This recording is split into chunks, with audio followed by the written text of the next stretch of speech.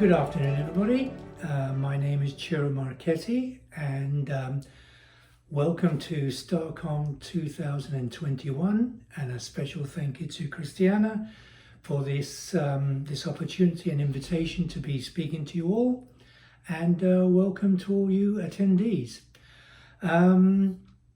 Let's start from the beginning. I'm going to be talking about a range of topics, most of them actually in response to questions that were provided to me by Christiana, and I think they summarized into the following categories. How does one go about creating a tarot deck? What is the general approach? How does one consider the options for publishing and general production?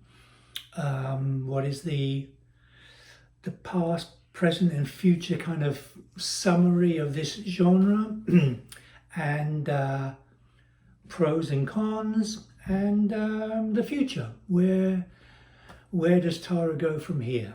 So with a caveat that this is not written in stone, they are merely my personal opinions based on my personal experience, so it may not all be applicable to anyone and everyone, but hopefully will be of some interest. Now, so let's start at the very, very basic and try to analyze what is this thing called tarot. You know, what is it? Well, obviously in a physical sense, it's 78 cards, each of which have an imagery, which in turn is imbued with some kind of symbolic meaning, clearly, and with that, a reader can hopefully provide perspective, explanations, and analysis of their querulous questions, which is a pretty impressive task. How does it achieve that?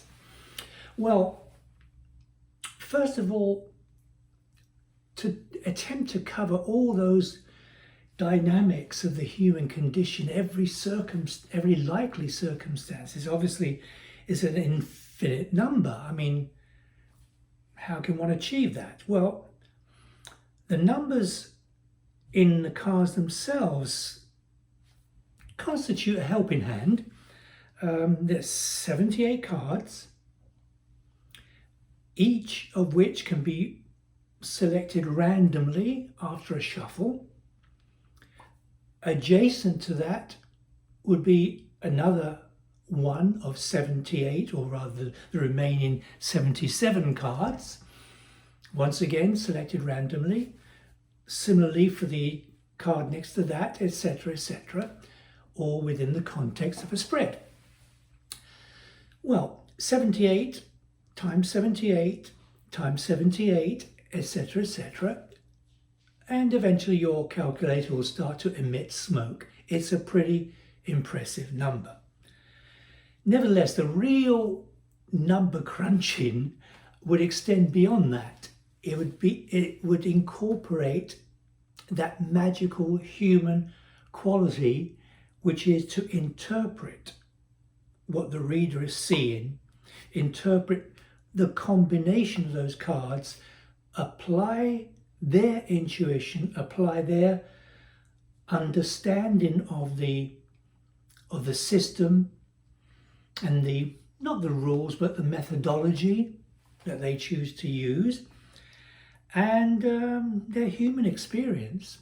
All that, and I think you're approaching, if not infinity, then certainly an extremely, extremely high number. Now, with that said, that same number crunching, that same possibility could be achieved by 78 items, not even cards necessarily, stones, sticks, whatever. But in the case of cards, they could be very plain white cards with a simple keyword or words listed on each. And once again, the reader, having shuffled and achieved a combination of those keywords together, can start to do their thing, you know. However, I'm assuming that imagery serves a greater purpose than simple and rather bland keywords. And clearly, in the historical sense, it served a purpose in what would have been a mainly illiterate world. So imagery serves a function.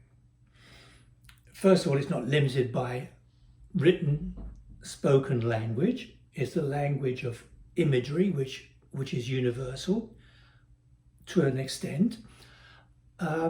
It's imbued with mythology and symbolism from the past, which gives it a kind of magical, historical, archetypal value. Yet there's a vulnerability in that, because all those qualities are fickle. They vary from time to time in history. They vary from culture to culture. Animals, flowers, colors do not have the same meaning for everyone, for every culture, or through every period in time in history. So one has to be careful in its use, because sometimes the interpretation is not consistent. So the first thing one has to consider as a designer is objectives. One can choose to possibly design a tarot deck for very personal reasons. You're an established reader, and whilst there's a whole gamut of options out there now, you, for whatever reason, would like to tweak or create and then tweak the images in a manner that best suits your personal style, system, and comfort zone, you know? And so, and people do that. That clearly would be a labor of love, yeah. But for the most part, I'm assuming that the majority of people who embark on this journey of creating a tarot deck do so with the objective that the end result will be shared and used by others, and part of that process clearly is one of hopefully achieving some kind of commercial reward for that. So when that is the case, your personal ideals have to be balanced with a consideration for those who will be using the deck afterwards. It will involve, I believe, or should involve, a balancing act of tradition and personal. Tradition, because that is, after all, the groundwork, the base for tarot, and one cannot dismiss that. That's part and parcel of what it is. With that said, tradition is not finite. It's not, despite the commandments, not written in stone. Tradition is a process of evolution. It varies, it adapts over time. It adapts to culture and geography and changing circumstances. And so it should not, in my opinion, be followed blindly. Tarot is a perfect example, in fact, of that evolutionary process. Not only is there not a definitive original source that comes with a set of specific instructions, it is one that has varied and been manipulated and modified throughout. So when you try to achieve that balancing act of tradition and your own personal input, it's a quicksand. It's difficult to establish which rules to follow, which ones are relevant and more applicable possibly to today's needs, to today's circumstances, to today's social values, to today's audience. Tarot, as I will get to later, is a growing audience, not only in numbers, but it's embracing different cultures, different countries. And so a tarot deck can be quite specific. It can be geared to a specific audience, hence themed decks. But in general, let's assume that the average deck is appealing to an average audience.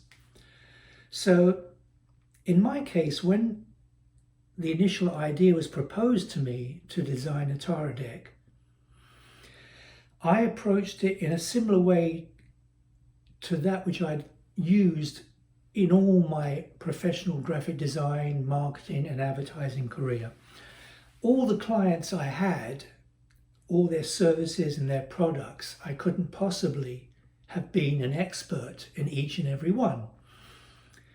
My innocence, my lack of familiarity with the client's products was sometimes an advantage. The client was aware of that. They wanted arguably my communicative skills to be able to tell their story in a visual manner, but they also wanted my fresh eyes, if you will, by not being intimately familiar, as very often a client is because they're inward looking. I could see it from a consumer's point of view. The client may assume that they have a certain understanding with their audience, with their consumers. Very often, however, there is a disconnect. What they are perceived to be is not the same as that of how they wish to be perceived. So I used a similar approach with tarot. I accepted the fact that I was unfamiliar with this topic. And so my initial approach was one of obtaining several decks, looking through those images, wondering what those images meant, letting it kind of sink in. What would that mean?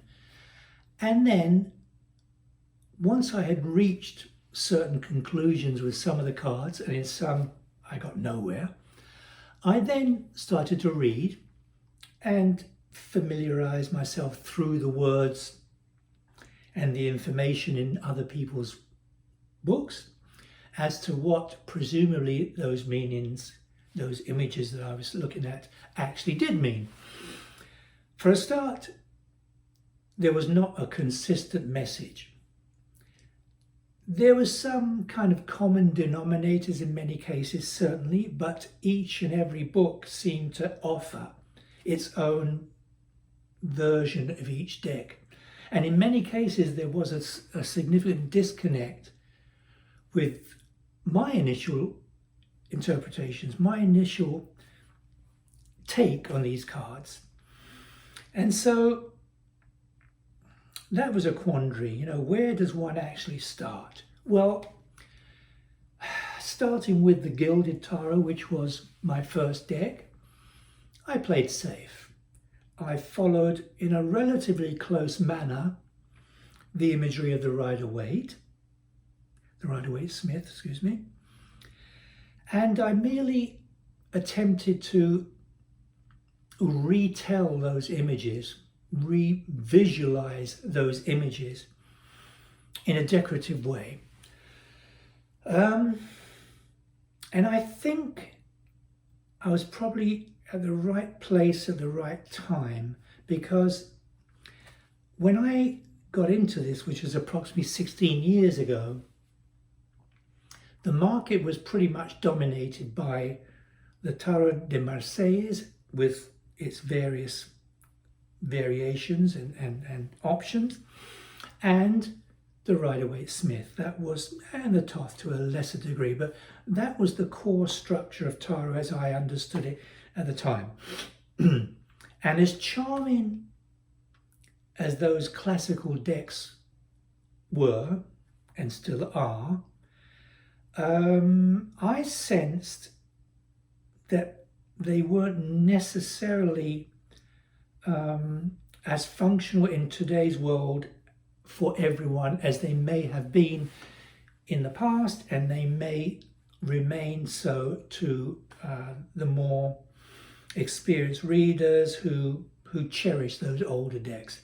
But once again, there was a new audience coming on board, and I think I'm safe in saying that I got it right.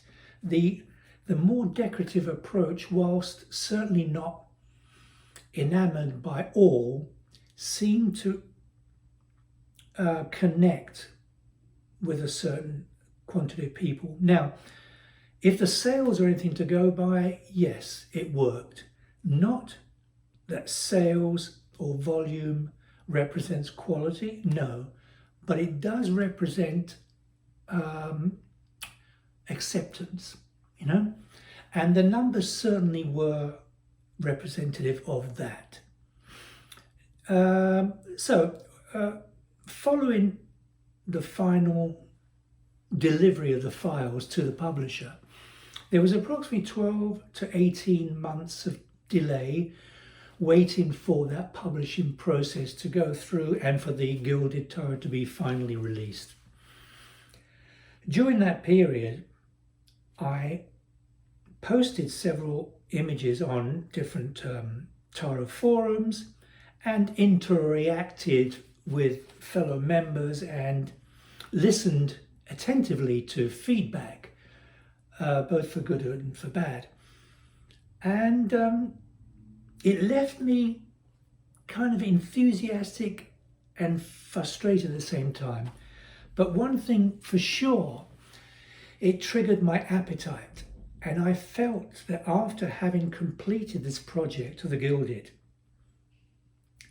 were I to start again, I would do so in a more adventurous and more emboldened manner.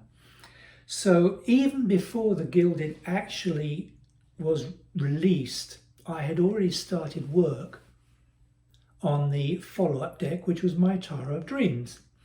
And with that, I felt a little bit more courageous and started to add some tweaks here or there and stray from the safe path of the Gilded. And that manifested itself specifically in a few cards.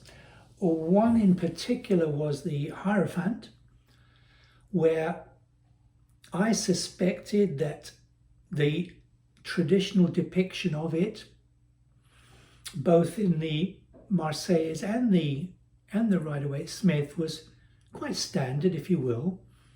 The depiction of the papal figure, God's representative on earth, the follower of Simon, the Rock, Peter, etc., etc.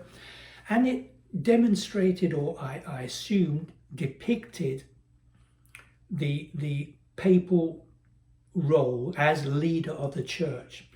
Below him, in the foreground, were two priest-like figures, which were indicative of his his leadership, his role. They were sort of like his servants, as it were, you know.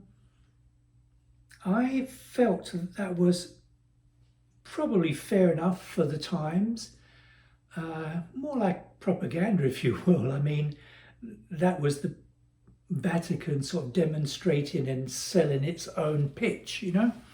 And yet we have learned through history that the papal role was not necessarily always so holy and sanctimonious, was it? It was a figure and a role that had significant political, even military power. Economically, it was a position that was sought after, and very often those who achieved that role were not necessarily the most deserving of it in the religious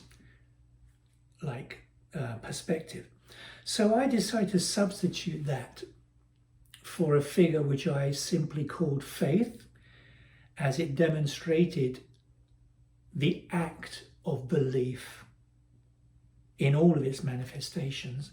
It wasn't specifically any religion, although with the icons surrounding the main figure, it did make a reference to other religions. And as far as I'm aware, that was reasonably well received. I don't think I recall anyone having any issues with that, you know. The other addition I made to the deck was the introduction of what I refer to as my palace cards. Whilst all the royal characters, so the books I read led me to understand, had certain personality traits and characters, both as individuals, but also influenced to a degree by the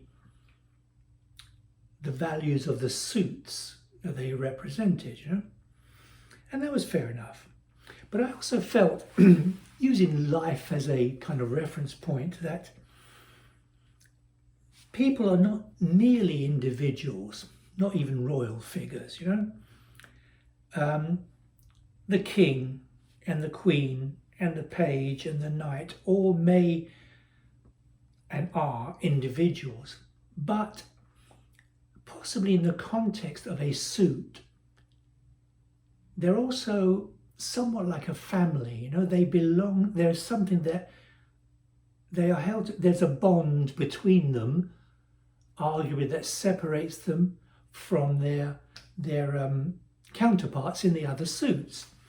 And I wondered if the role of a palace card, which in a physical sense is where they all live, so not only do we have the option of referencing those individual characters in cards, page, knight, king, queen, but also in certain circumstances it might have some value within the context of a meaning, a reading, that one considers not just them as individuals, but them as a household, you know, as a community, as a family.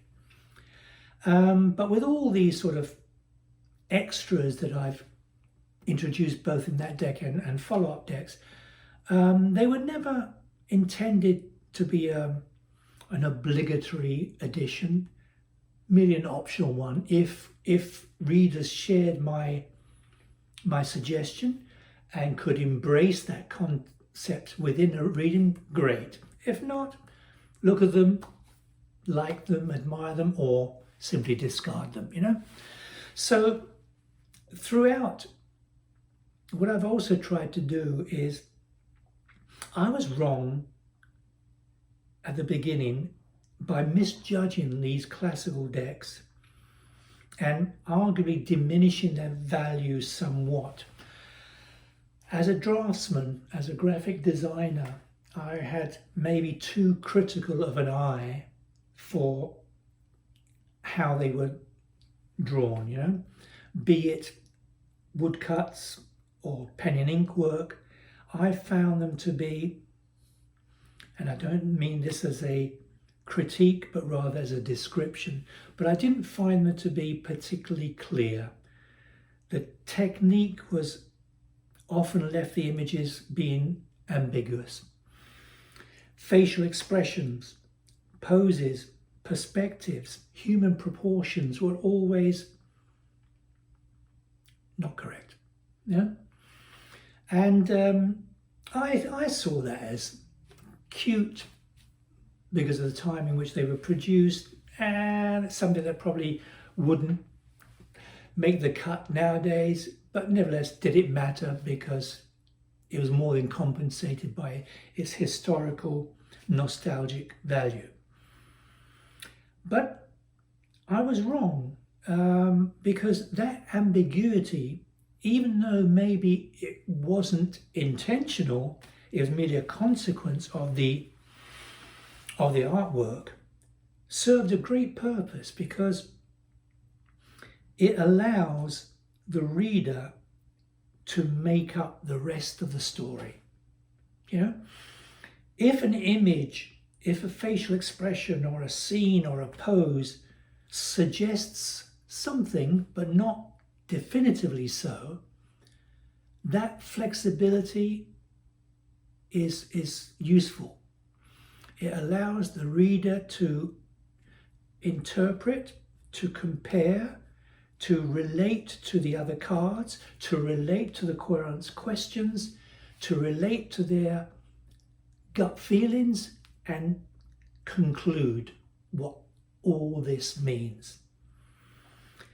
Now, if those images from the past can achieve that, and I most surely think they do, my rationale was that if I could make those images more intense, if you will, make them more realistic, more credible, more emotive, then that would be a good thing. You know, that would add another ingredient to the process. That would make the reader respond not just in a clinical way to what they were seeing, not just in terms of recognition, but emotionally. You know, if those images could suggest, should convey emotion, then I was of the impression the end result, the deck, would be more powerful as a tool. That has been my approach, one of producing imagery that could stimulate and provide that additional element of emotion. So with that rationale being applied, in most of my images you'll find a deliberate neutrality. You know, facial expressions, I wouldn't say bland because that sounds negative, but non-committal, let's say, other than the more obvious examples where it's clearly needed. For example, the Five of Wands, where the five guys are having a disagreement, let's say, you know. In most cases, I leave the expression neutral, once again, so the reader can provide the explanation of what that person, that character in that deck might be thinking about. In the case of more ambiguous cards, such as, let's say, the Seven of Swords, which I find quite confusing in the Rider-Waite-Smith, you know, is the character with his 5 swords in hand glancing sideways at the other 2. What is that? You know, is he a spy or a thief that has collected other swords and is discovering 2 more to add to his collection, or he simply can't carry 2 more?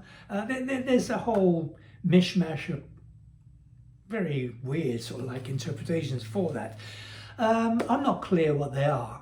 What I've done in my Seven of Swords is merely try to capture that same mystique, that same questioning, and once again just leave it for the reader, but hopefully they'll still, whatever interpretations, however they've applied their rationale to that card in the past, they'll be able to do the same thing with my decks, you know.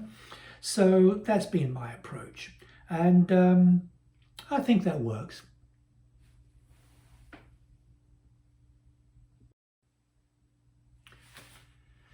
Okay, so enough of the sort of the more vague concept part. Now, how about actual production? Okay, first of all, there are 2 principal areas. I guess we can divide it into that.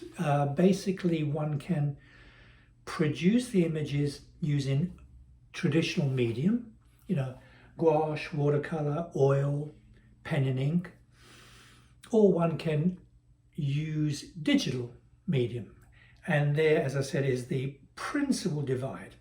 Digital medium gets a bit of a bad rap, I think, from many in the tarot community, who feel that it's kind of undermining the value, not just the traditional romantic value of sort of like tangible pen to paper, artist, touchy-feely.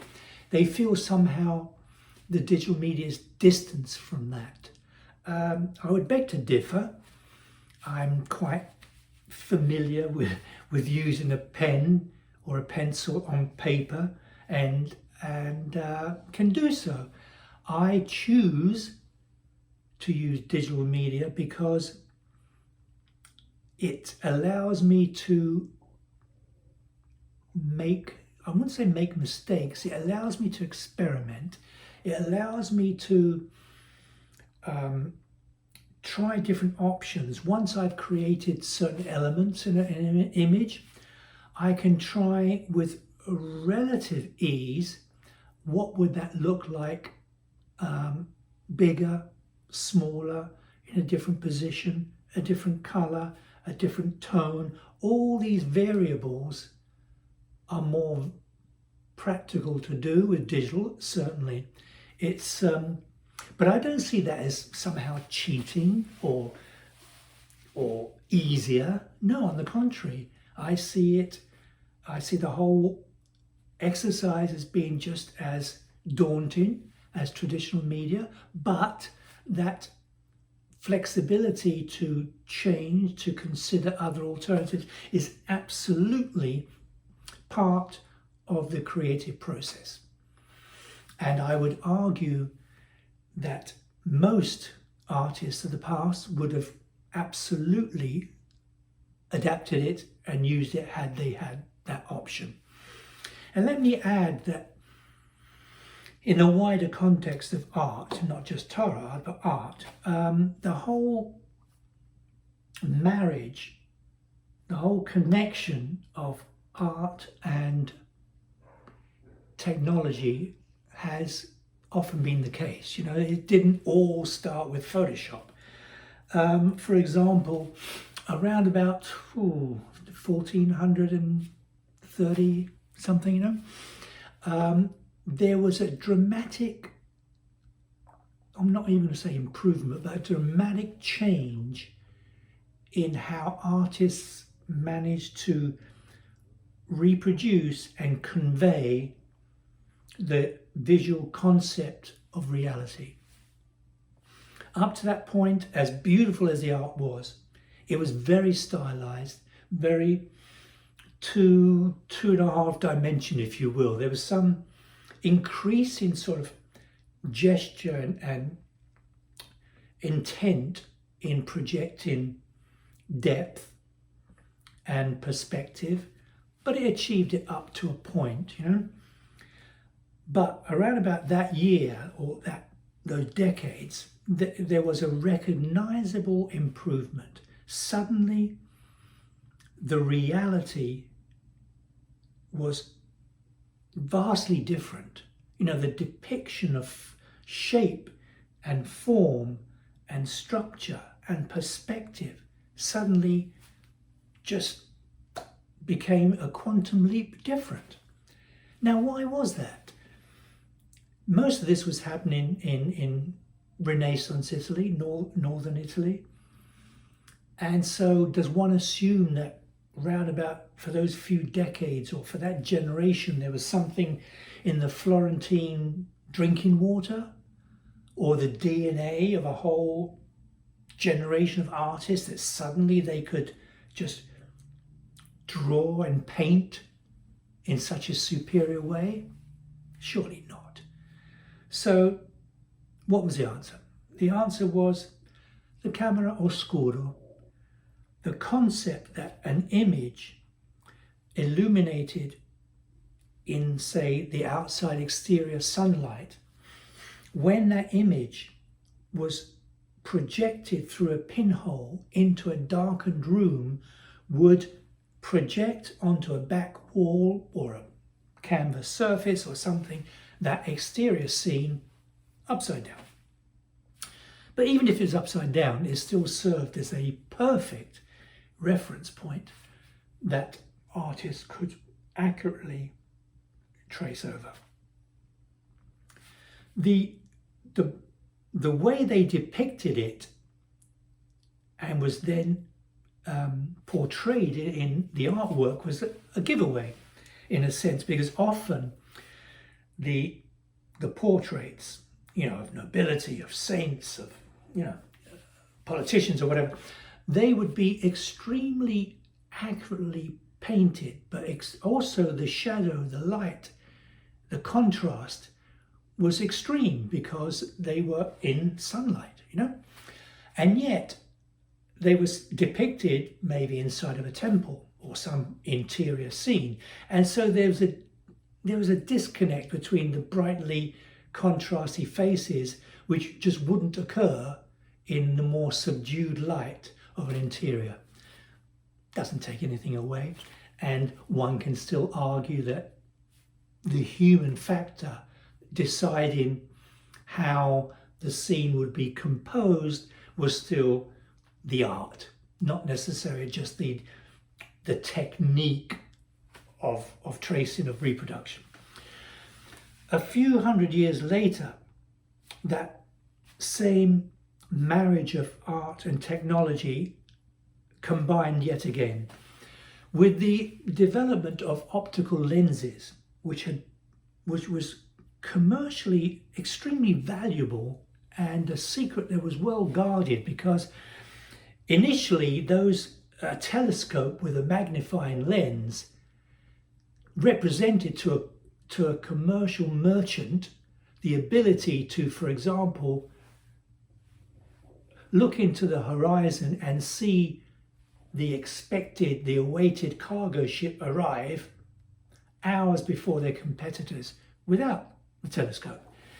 That could mean a lot of money. Nevertheless, the secret did get out, and it found its way to Holland, where it was used for the making of spectacles and other optical-based instruments, which were adapted and used by artists of the day to create yet another quantum leap of reality using a similar concept, namely the image, the portrait, the bowl of fruit, the whatever, projected through the optical lens onto a recipient surface, or projected down through mirrors, etc., and could be sketched once again with an accuracy that would not have been viable to the naked eye.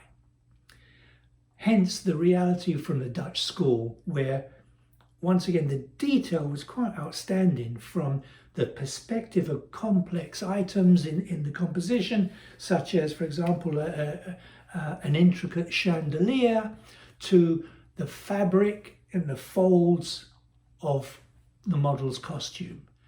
Okay, so fast forward another period of time and we get to the granddaddy of technology and art coming together, photography. Now we have a problem. Those elaborate portraits of the past, those elaborate scenes of military glory or landscapes or religious or you name it, but principally that of portraits, I guess, took on this awesome significance. What would have been a significant period of time, talent and experience could suddenly be replaced in an instant and captured through this new phenomenal scientific development called photography. Wow, that was must have been quite an awesome experience and raised a lot of doubts and questions and sheer awe at the time. It also, despite the speed and its crudeness at the beginning, it became an increasing invasion into what would have been the limited experience of artists of the day. Portrait photography was phenomenally expensive and reasonably affordable. There's reference to it not just being used by the aristocrats or high-end society, but photography was being increasingly used to capture just social experiences of the time. And yet, one could argue, was this going to sacrifice the human element? What does that say about art and creativity? You know, there is some creativity in the eye of the beholder, of the photographer, but there's a comparison point, let's say. And so, I'm no art historian, but I'm tempted to consider that was probably the invention of photography was probably one of the leading influences for the development of, say, the Impressionist movement, where art's role was no longer limited to the portrayal of someone's likeness or an event or a panoramic scene or once again the bowl of fruit. No, it was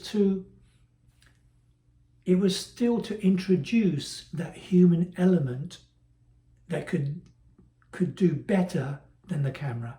It could portray, it could capture the atmosphere of a scene, the emotion of the scene, the romance of the scene.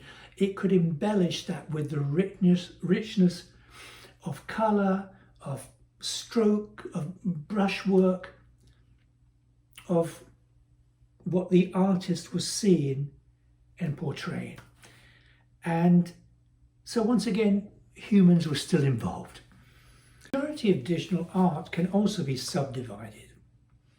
There's those like myself who I think approach it in a pretty kind of typical manner. We hold a digital pen and paint onto a tablet, and so that kind of reproduces or reflects the same process as if I'd been using a pen on paper.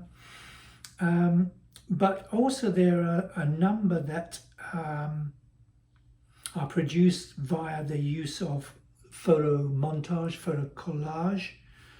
And so that has opened the door to a whole audience of people who might not have been, who might not have considered themselves artists or with sufficient drawing technique. So they can still express themselves through that medium. And for good or for bad, that's kind of opened the floodgates somewhat. There are innumerable decks now, specifically in the area of Lenormand, where many decks have been made from existing imagery of ships, bears, foxes, serpents, and all the other principal images of a Lenormand deck, and they can be manipulated. Photoshop filters can be applied, they can be sort of isolated from their backgrounds, and truth be told, there are some very attractive and functional decks that result from that process, and so be it. That's probably a good thing for the tarot community. The jury's out how it affects the quality. I'm concerned that maybe some of them are a little bit too easily and quickly produced, and it shows. But once again, that's maybe an unfair critique, because it's most assuredly a subjective analysis on my part. Nevertheless, it is what it is. And once again, I'm going to talk later about how I think that's going to go even further, which will have even more significant consequences, not just for the art world, but for tarot. Posting my first image on social media was that there is no Goldilocks deck. everyone has a preference, everyone has a subjective taste, not just on art, but on tarot. Combine those two and you have a double whammy of subjectivity. Add to that preference of not just the system that might be incorporated, but the physical size of the cards, the finish of the cards, you know, shiny, laminated, matte, the cardstock, how rigid, how flexible, borders, yes or no, gold edging, metallic edging, yes or no. All these factors are loved and disliked in equal quantity. Ultimately, you have to make a judgment call and go for it, you know, but it will not be universally accepted.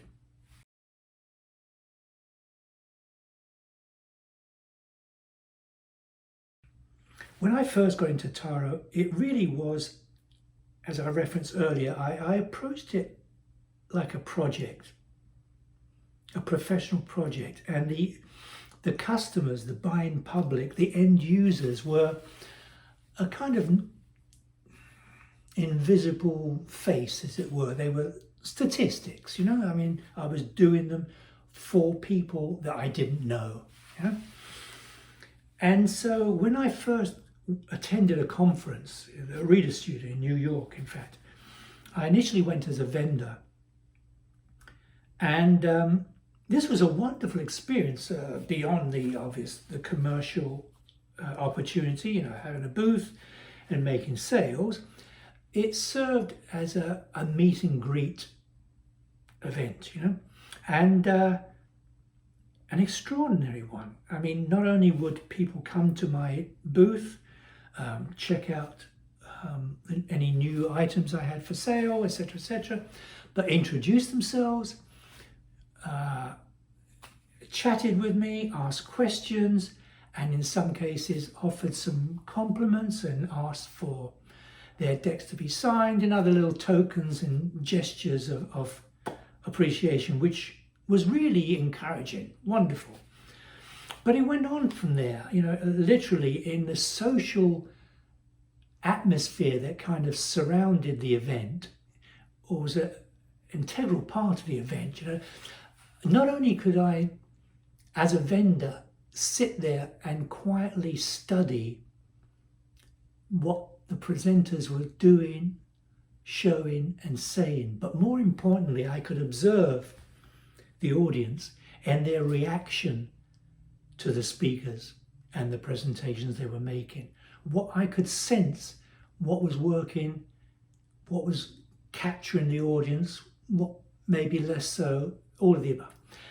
And also, once the main official events were over and the socializing could start, I remember going to the bar, initially not really knowing anyone, so it was just my wife and myself at the counter having a drink and something to eat. And then I heard someone a few bar stools away making some comment, coincidentally about one of the cards in my deck. So obviously here was an opportunity to kind of poke my nose in and make a comment. And that went down well, because then I was invited to join others, you know, at an adjacent table. And within 5 minutes, of course, I was telling my jokes and the whole thing went downhill from there, but in a great way. We made so many friends. I made so many contacts, not just with average attendees, for want of a better word, but with my peers, Robert Place, Patrick Valenza, the big shots of tarot, Mary Greer, Rachel Pollock, and on one occasion, not that particular reader studio, but a subsequent one, I remember during one of the intervals there in the lobby, someone at a table was surrounded by people and had their greatest attention, and I couldn't figure out what was going on. It wasn't a scheduled presentation of any kind. I went over and looked over, and it was Rana George giving some demos of what was, for most people at that time, this was what, 12 years ago, 14 years ago, was a relatively new divinatory system, Lenormand. And as she was explaining it, once again, I wasn't paying so much attention to what she was saying per se, or the cards she was laying on the surface on the table. I was once again watching the audience, the people around her, and they were just completely absorbed by this. And I remember thinking to myself, this could be the next big thing, you know? Coincidentally, the next morning, I was late for some reason, getting up and going downstairs to the breakfast bar, which was almost empty. It was just one table, and there was Mary Greer. So I asked if I could join her, and we enjoyed a nice chat. And she said to me, have you considered doing a Lenormand deck? Clearly I hadn't. But then I thought to myself, why not?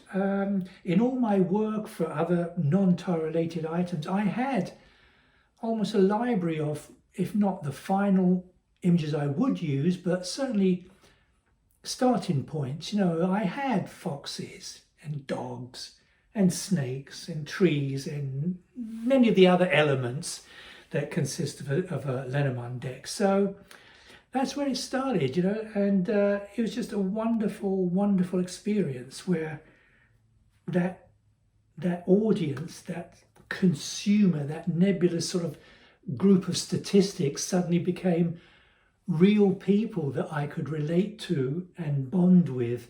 And that's when tarot took on kind of another level for me. It wasn't just production work or art. It was just a sense of community, a sense of belonging and being part of something. It was wonderful.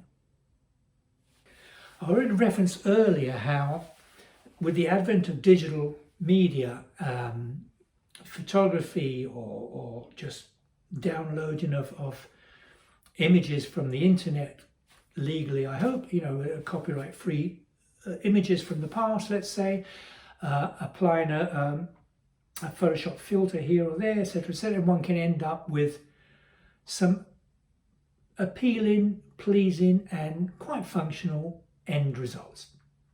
So that broadens the scope even more. It opens the arena to more people. And I also referenced in the past how art and technology, willingly or otherwise, joined forces, you know, and allowed new areas of art to be explored. And I think we can all acknowledge that that's a good thing, you know.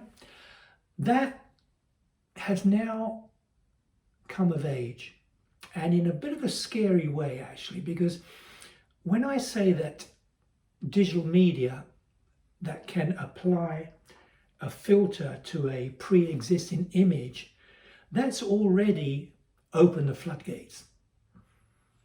But as I referenced in the past, throughout, whether it was the camera or Scuro, the optical lenses or the camera, in each case, that technology made things quicker and easier. It allowed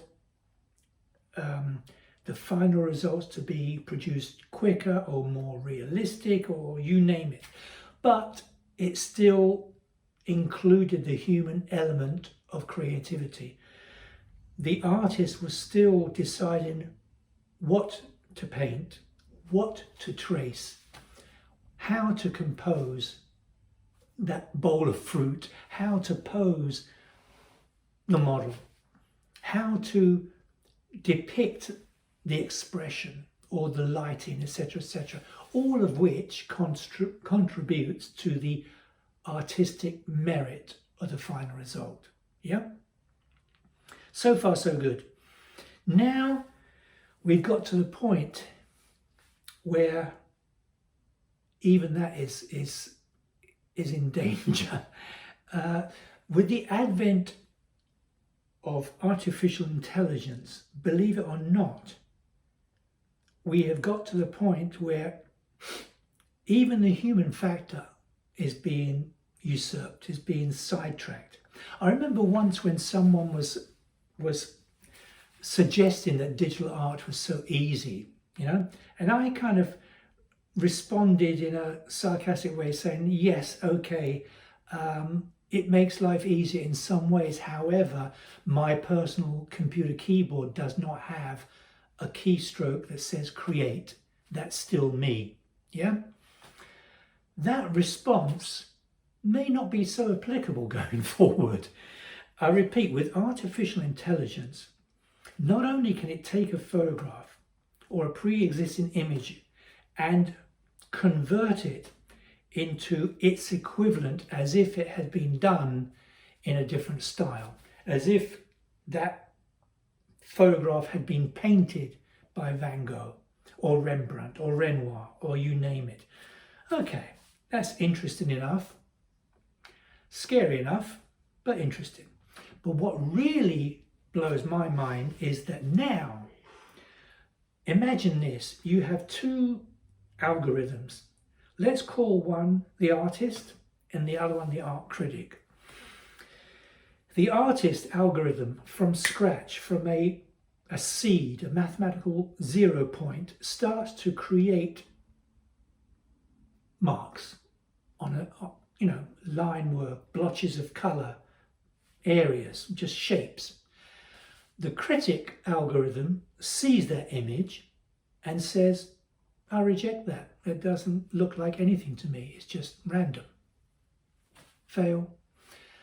The artist algorithm, not being put off by this, because it has no humanity, continues with its development of shape and form and line work. Represents. The critic, once again, rejects. That doesn't look like anything. It's nothing.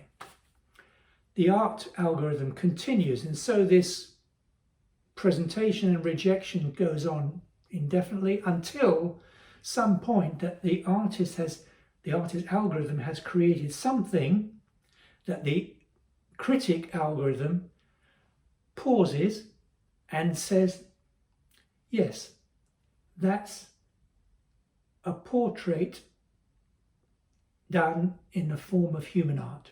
That could be this. Or that landscape is acceptable as being that, by definition, art. Okay? So these images that I'm showing you here are not created by human beings.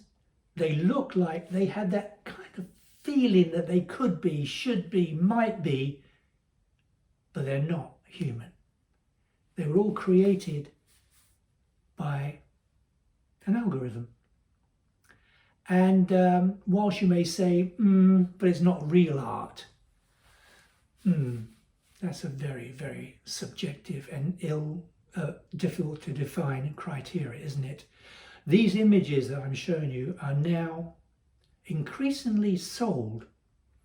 Now you can argue that part of the value of real art is that there's an original, and that is an inherent part of its value. It's just one of them. Well, what the galleries are doing with this digital art is once it's been created, they destroy it. They print it, and there's only one print, a legally binding obligation and confirmation on their part. And the sales are bought of this non-human art by humans. It is art. But what does that mean? What's the significance of that? And how will that affect tarot decks of the future? Not directly, but as I've demonstrated in the past, tarot has always been an instrument of the art of its day, from woodcut to pen and ink to you name it. And so it's going to be interesting how soon it takes for tarot to be the first tarot deck to be produced by a machine for humans to use. Okay? Now, if that wasn't bad enough, I'm going to share with you, if you don't fully buy what I'm suggesting here, of this rather ominous matrix-like non-human future, consider this. 2 years ago, I was involved in an elaborate project for tarot, which I can't go into full details with because of confidentiality agreements that I signed, but I will be able to provide enough to give you a hint. Unfortunately, what I'm about to show you won't happen yet, not for many years now, because one of the leading partners of it unfortunately died last year, and so the whole project is put on hold and may take now years before someone else takes over. Nevertheless, they envisaged a scene whereby the technology, for example, a reading app, yeah, this they took to an nth degree. They were presenting the idea of building tarot kiosks that would be positioned in any sort of location, from a casino to a bar to a restaurant to a hotel lobby, cruise ship. Yeah. And so the idea was that these units would be placed on a wall, a bit like an ATM machine, if you will. The customer would put in their money, would place their hand on the machine, which would read their hand. It would present a holographic image of a reader, a holographic spread, and a reading. Now you can say, well, that's ridiculous. It's just like an app. It can't seriously give you a reading. And I agree. All my apps do not provide a reading. They merely provide a randomly generated spread, which may or may not mathematically equate to a shuffle, but it's good enough for a casino. It's random enough. And that's what an app does. It offers you a random spread and the convenience of seeing it on a smartphone or an iPad or whatever, and you, as a reader, do your thing. These machines were using that same concept. This holographic spread was not a canned item that was just in its database of memory. It was connected via a whole network of servers to real readers. They would read the spread that you were seeing being emitted holographically from the machine. So you were getting a real human reading through this device, through this imagery. I found the technology and the concept of that fascinating, although I had many arguments with the rest of the team and the money men, because I felt that they were risking diminishing the value of tarot by making it too entertainment-like, if you will, at the risk of making it possibly cheesy. I wasn't sure how this goes. Anyway, I was really arguing a lot with how the holographic images of the readers should look, how they would be dressed, etc., etc. And I won some battles, lost some others, but it was getting there. And so it got to the point where I was creating sort of visuals to demonstrate the functionality of these machines, which they were building prototypes of, in order to get additional backing, because the numbers were quite impressive, and we are talking about multi-million dollars of investment to produce these machines, you know. And the estimates, I mean, whilst they accepted my concerns about the integrity of tarot, they were also just utterly convinced that there was a market for this, that the popularity of tarot wasn't just sort of enclosed little tarot reading store in some back street in wherever, but it was ready for prime time for, you know, as I say, at public arenas, public areas. So I'm not sure about that, and I'm not here to be a sales rep for it. I'm just like to show you what the project was all about, what it was planned to be, and even though it's been indefinitely postponed, I think if not this version, if not at this time, most assuredly it will come.